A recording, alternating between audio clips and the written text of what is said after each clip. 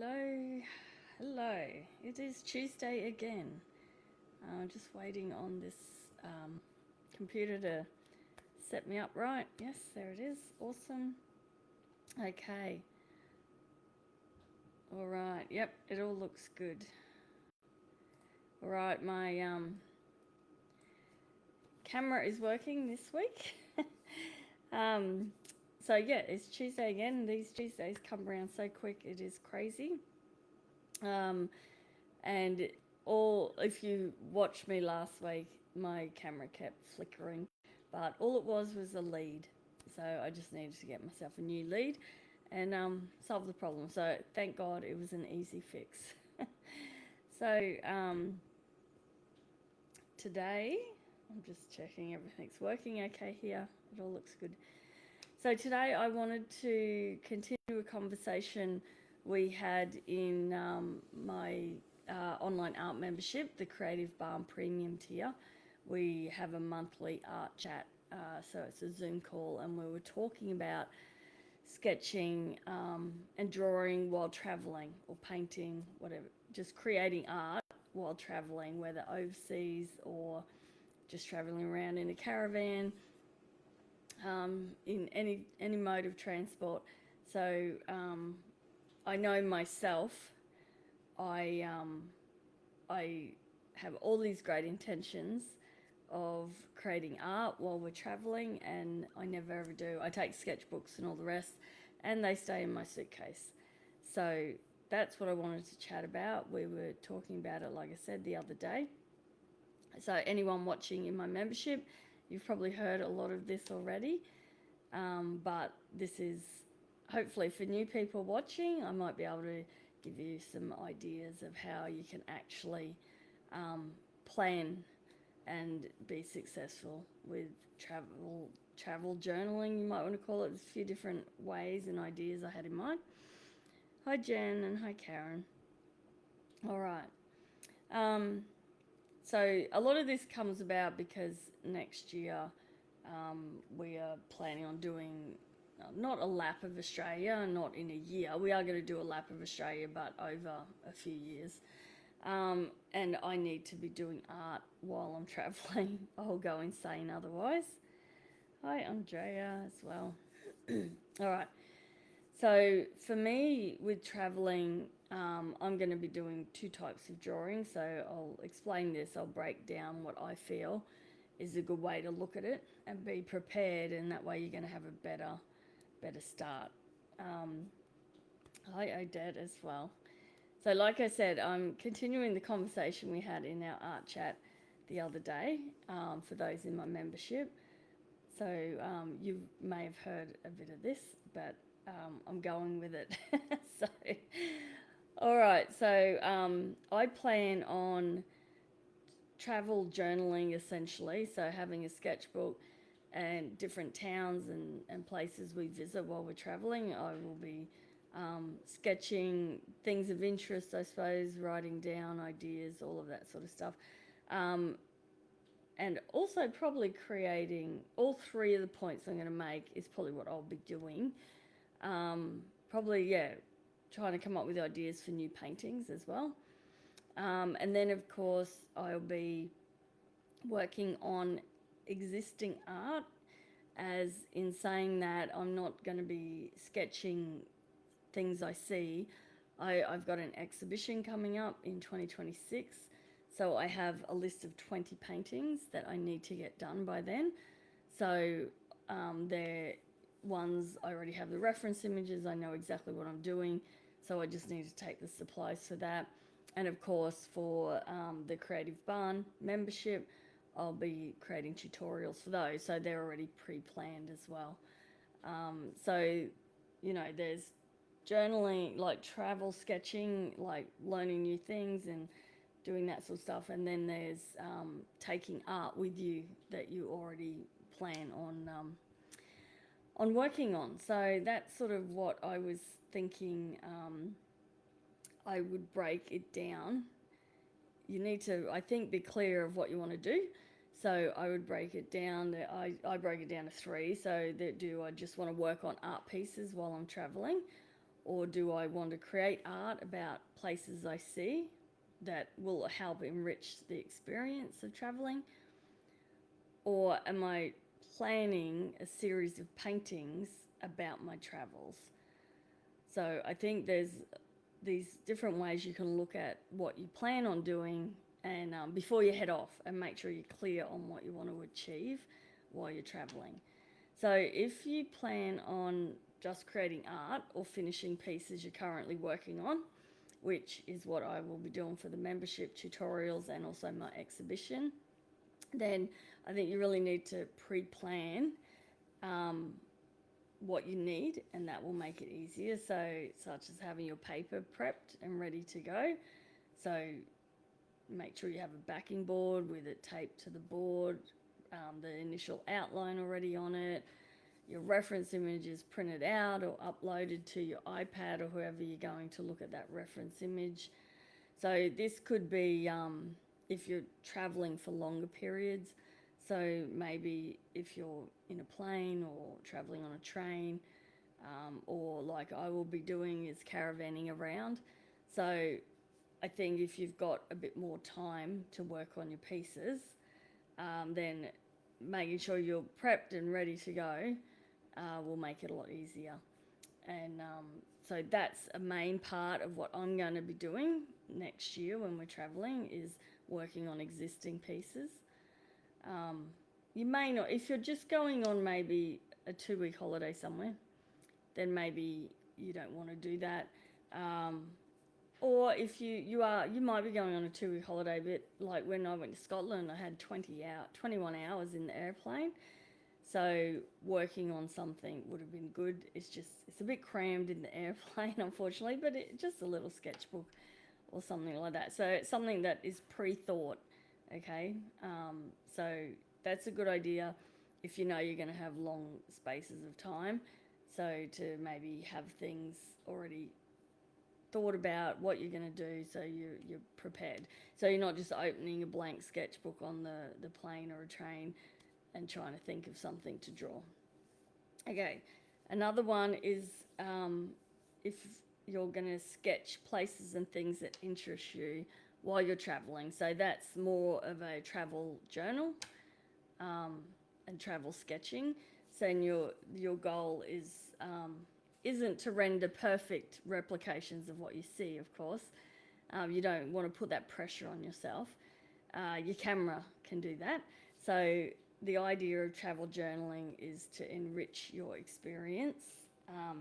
And also, as we know, artists, you see things a bit differently when you're painting a subject. You'll notice the small details, you'll notice the different colours, and just have a more present experience when traveling. So your journal goes along with your photos, and it's also a great way to look back on what's been happening. I know when I went to Scotland, I didn't do any drawings, but I did write a travel journal. Just at the end of each day, I just wrote in what we did that day. But with the actual really nice art journal, you could, if you're finding it hard, I would probably start with putting the date, things of interest that you did, like write some things down. You could put what the weather was. Easy things to get you started, maybe what you ate that day, but then you can start drawing different things along with it. And even just using descriptive words. Some people write a bit of a poem, but focus on small things. So I wouldn't bother doing like a full big landscape. For that, I would look at more just little bits and pieces that interest you. You can always take a photo of a big landscape and maybe just look at the tree or something in that landscape to do as journaling. Because a lot of times when you're doing journaling, it can be a bit hard to find the time. That's the problem I had. I didn't make time for it. So, that's where I'm saying, I think for travel journaling, if you just drew small things, little things of interest, then they're a quicker sketch, because I feel unless you're on a holiday with other artists maybe, then usually you're trying to just grab a half hour here and there. So you want to try and just, like I said, you're not creating a huge masterpiece. You're just trying to get ideas that will enrich your travel experience when you look back on it later on. So again, like I said, look for downtime. So even waiting for a plane, or when you are traveling on a plane or on a train as well, even in the car or a bus maybe. Even when you're doing, especially when I'm caravanning, going to the laundromat is going to be, a weekly occurrence, of course. And you've got to sit there and wait for your laundry, and then it's usually got to go in the dryer and all that. So there's usually a few hours of downtime there.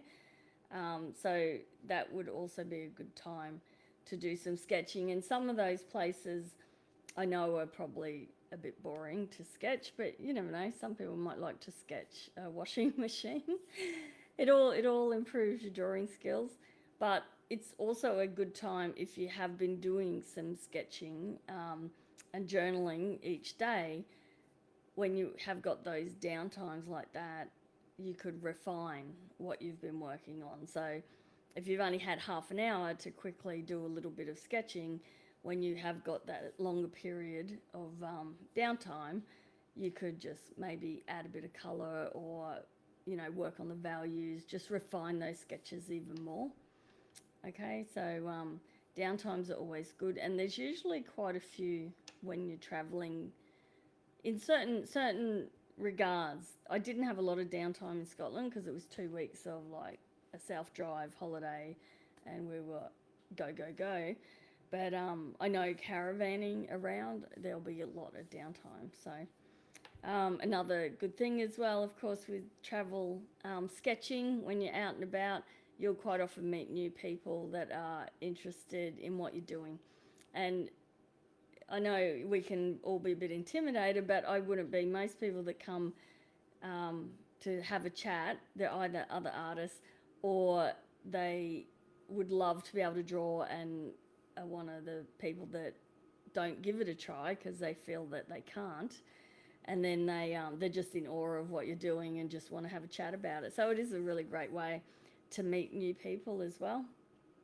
Especially when you're traveling, it's always fun to talk to other people that are traveling and exploring new places like you. So definitely, I think in that regard of a travel journal, just treat your sketchbook just like a journal where, at the end of each day, you're just writing your notes and bits and pieces. And I've seen some absolutely gorgeous journals. You could get inspiration by Googling travel journals and just see what different people put in. It's such a great way to go back and remember how your travel was, because in 10 years' time, a lot of little details you've forgotten, and it's just those little drawings and little words and things like that really refresh your memory better than a photo can. So we took the kids to the UK and around Europe a little bit 15 years ago now. I didn't do any travel journaling then, had 3 young kids with us, like my kids, of course. So not a lot of downtime at all for that. But I made everyone keep a journal, a diary. And at the end of the trip, I came back and took everyone's diary entries and corresponded them to all the photos I took. And then I kept ticket stubs, all things like that were part of our whole travel, and created a beautiful book out of it all. And it's so much fun to go back and read those journal entries, and it just reminds you exactly, it puts you straight back to that day. Whereas without those journal entries, if it had just been photos I'd put together, it wouldn't have anywhere near the memories or the impact. And having a travel journal where you're drawing in as well, it's such a more enriching experience, I think, for your traveling. And I know I did mention to my members, Lynn Diefenbach is an artist here in Australia, and has been doing travel journaling just for herself, of course, but she has shared it with some students, and they're absolutely amazing. But she's doing it as a recollection for her grandchild. So, of all the many places she visits. So, hers are very much like a painting, though, each page. But so there's if you've got a reason, I think, then it makes it a bit easier to sit down and do it. So, and then another way of journaling was, which I'm going to be doing all three of these, I think. So, gathering inspiration and ideas for a future painting. So, rather than just travel journaling each day and just drawing different things that you like and writing down experiences, all of that, that's more for your memories to look back on your holiday. Whereas gathering inspiration and ideas for future paintings, that's more about you're intentionally going and looking at what things you might want to create a series of paintings about.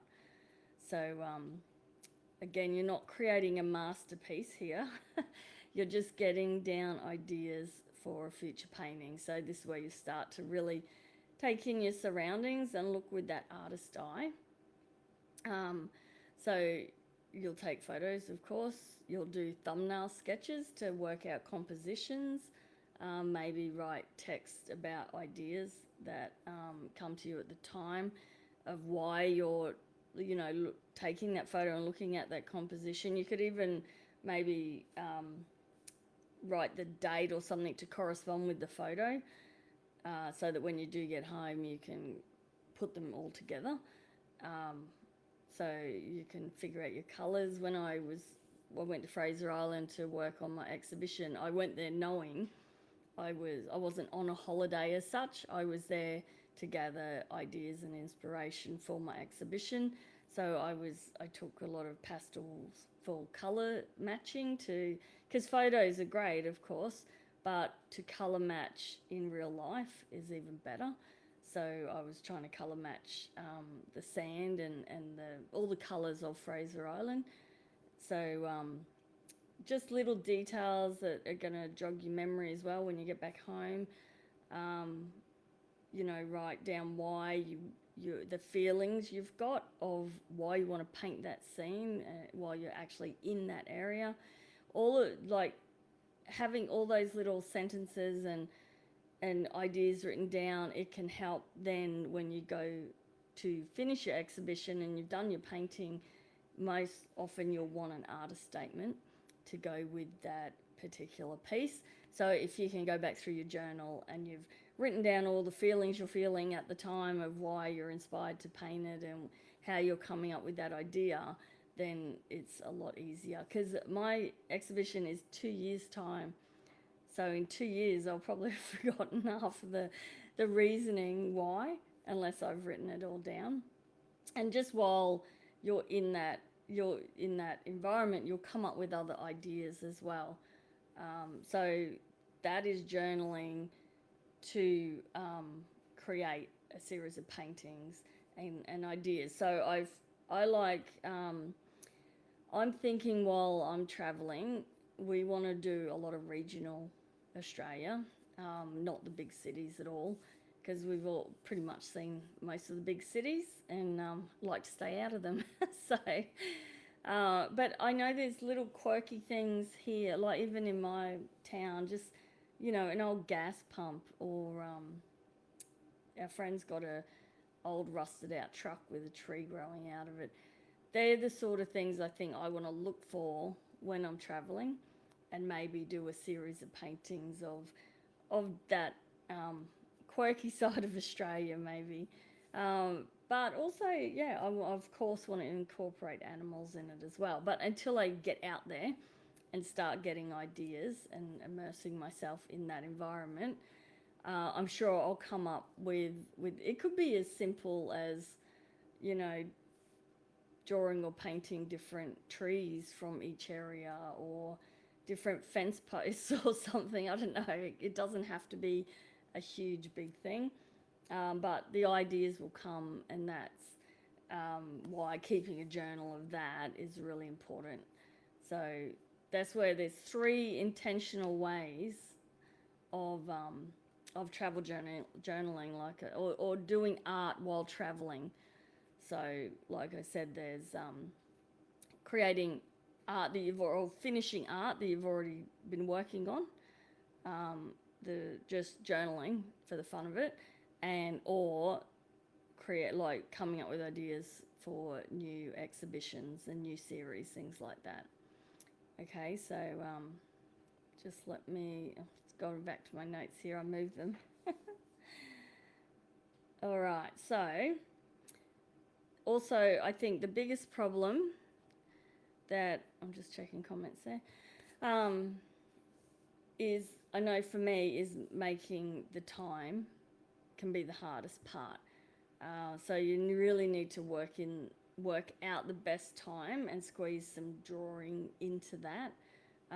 Or even if you are sightseeing, maybe allow extra time when you're at that place visiting. So if you're going somewhere that you're pretty confident you want to have a go at sketching it, like say you went to the Colosseum and you loved ancient history and all of that, and you definitely wanted to try and get a sketch in, then make sure you allow extra time. And also make sure who you're going with knows that you need that time. So I think that's also a really important thing. That's something I didn't do and I haven't done, but when we're traveling in the van, my husband knows I'm going to be doing a lot of drawing because it's like we're traveling, but it's a working holiday essentially. So so he knows a lot of my time will be taken up. We'll do some sightseeing, but a lot is going to be taken up with me drawing and having to wander off on my own and gather ideas, all of that great stuff that us artists do. So if there's a creek, he'll fish it. If we're at the beach, he'll fish. Otherwise, he'll just play games on his phone or read a book. Like, he knows that he'll have quite a bit of downtime. We're going to take the dog with us so he can play with him as well. So I think making it happen is a huge thing, because I know myself, I have all these great intentions whenever we go on a holiday. I always pack up my sketching gear and it never comes out of my suitcase. So, and I did exactly the same thing in Scotland. My art little case followed me all around Scotland and I never opened it. But I didn't tell my girlfriend that I wanted to do sketching. So I think it's also, the intimidation of sitting there and drawing and having someone watch you as well can be hard to start with, but I think the more you do that, the easier that becomes. So that's my biggest block, is making it actually happen. So, and I felt like I didn't want her to have to sit around for an hour waiting for me. And I didn't want the pressure either of going, I've got a half an hour here while she's waiting to have to try and do something. So, yeah, I resigned to just taking a lot of photos. So I think that's why I want to, when we start traveling in the van, it's going to be a lot different. But being really intentional, knowing exactly what I want to do, I think it's going to make a big difference. So, so definitely, yeah, make sure your partner or whoever you're traveling with knows that you need some downtime. Make sure they, even like say, I want an hour a day to do my art. So they can make sure to bring along something that they know you're not going to keep them entertained 24/7. You're going to go and do your own thing. And it's probably good to have that bit of space as well. So yeah, so I'll just compromise with my hubby and we'll just work out if there's something we want to go and see. We'll go and do that, and then figure out a different time of day where I'll get some art done. So all right, so I think, yeah, figure out what you want, what your goals are for your drawing, and then also make sure you let it known to your traveling partners that you are going to be drawing. Okay, and then they can probably get on your case a bit and say, well, come on, you said you wanted to draw, why aren't you? So that might also help. So also, I just wanted to quickly go through some ideas on materials as well. So, of course, depending where you're traveling, but most of the time you need to keep it pretty light. So, especially if you're traveling overseas, you need to pack fairly light with that. So the bare essentials are a good idea. So I was just going to share my travel kit that never came out of my suitcase. But this little case here, you can buy lots of different little cases. But this one I thought was really handy. It just has a little slot for your pencils and that. A couple of sketchbooks. I've got a little tiny water container and watercolour set there. And I also have one of those watercolour, you fill it with water and it's a brush. Oh, I can't take the lid off, but it's a brusher and you just fill it with water. So I thought that could be handier than packing a heap of brushes, charcoals, all of that sort of stuff. So really small little sketchbook. So my idea, but I'm not a watercolour artist, everyone knows that. But my idea with taking watercolour, especially overseas, was this little tiny case here. Oh, hold on. I just put the essential colours I felt, like primaries, of course, and then a couple of browns, black. You could just have red, blue, and green and make up all your colours with that. So that takes up way less space than pastels, of course. So to travel overseas, I figured if I just wanted to get a rough idea of colours, I could use that. I've got a couple of colouring pencils there and my charcoals. Just the very basics, that would be enough. You could be as light as just a lead pencil and a rubber, and even you could even condense it with I'm just trying to find even not just a lead pencil. I'm trying to find my retractable, but here's one. Even just a retractable pencil, it's already got its rubber on the back. You don't need to take a sharpener. Just that and a sketchbook is probably all you would need if you were having to travel really, really light. So think about like I said, I'm a pastel artist, but I felt I may want to add some colour, so pastels aren't great for travelling overseas. So that's why I thought, well, the watercolour, even a few, you can get the watercoloured pencils that, you add water, turns it to paint, or even just some coloured pencils. But definitely I was taking my charcoal, because for sketching, charcoal is what I like to use. But then our travelling in the caravan is a little bit different, because again, I want to work on art that I already have. So I need to think about my pastels, because they're pastel paintings, and what I'm going to take in that regard. Plus, I've got more room because we're in a caravan. So I still have to be mindful of weight. But, in the van is a lot different. So I can take my pastels. I can take bigger pieces of work. I just need to think about the side, like a backing board. I always need a backing board on my pastel paper, just to keep it nice and firm. So I've got, depending the size, you could just have a clipboard like this, or just a MDF backing board that you tape to. I've got over there a really big one of these clipboards, which is probably what I'll be taking because some of the work I'll be doing will be bigger. That's the work that's already existing. But for sketching, of course, just a smaller thing is fine. I also had a couple of pastel sets. Again, I want to keep it small. I do have a bigger set that I'll probably take, but if you're looking for smaller sets, I would highly recommend, especially if you're traveling Australia, this arid landscape set.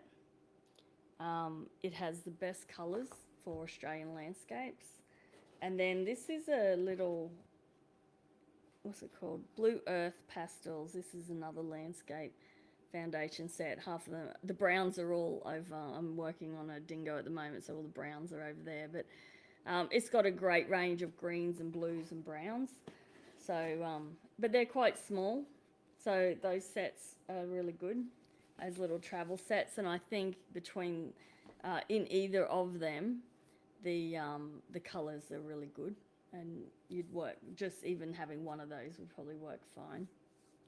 Because like I said, other than I've got paintings I need to complete, but if you're just going to work out, like if you're doing travel journaling or you're going to work out what you want in a future painting, then you really don't need that many pastels. You also, I suppose, need to think about where you're going to draw. If you're going to do full paintings, you need a table, a chair. I also have this little travel box, which is pretty cool. It's just a Montmartre one. It's got a, what does it do? It lifts up like that. So it's a little desktop thing. You just sit on a small desk. It's only small, so I wouldn't be doing any really large pieces. And it's got a little drawer under here as well that just pulls out, so you can store stuff in it. So that's pretty handy. So I'll probably take that with me. What else did I have written down? Sketchbooks, of course.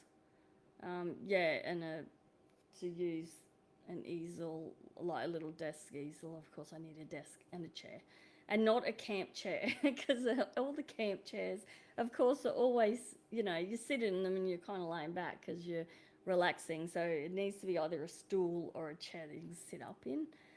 So, you've just got to really think about pre-plan. There's a lot of pre-thought, I think, that goes into it, rather than just grabbing some supplies and throwing them in.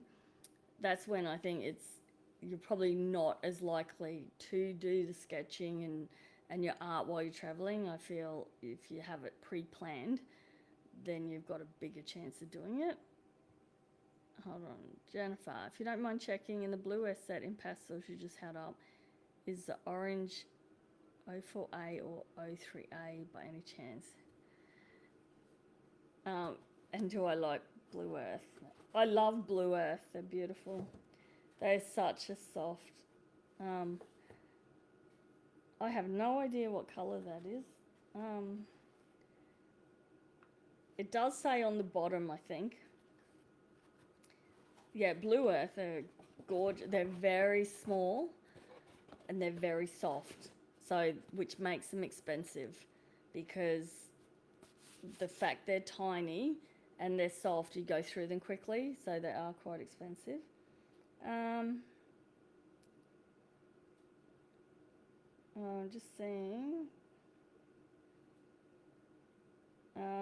There's no colour chart on here, but I'll have a look. I'll look up it's called Blue Earth Pastels Landscape Foundation. And if you look up that online, Jennifer, it'll probably have what colour is in this. I think that is the only orange. Half of them are over there. It's quite a deep orange. Not quite as bright as what I know you're thinking for that flower you're working on. It's a nice orange, but it's more of a red orange, if that makes sense. So yeah, but it is nice. But yeah, they're beautiful pastels. They're so soft. So yeah. All right. So I think, like I said, don't put pressure on yourself. It's more about, you don't want to ruin your holidays because you're so worried about trying to do some sketching.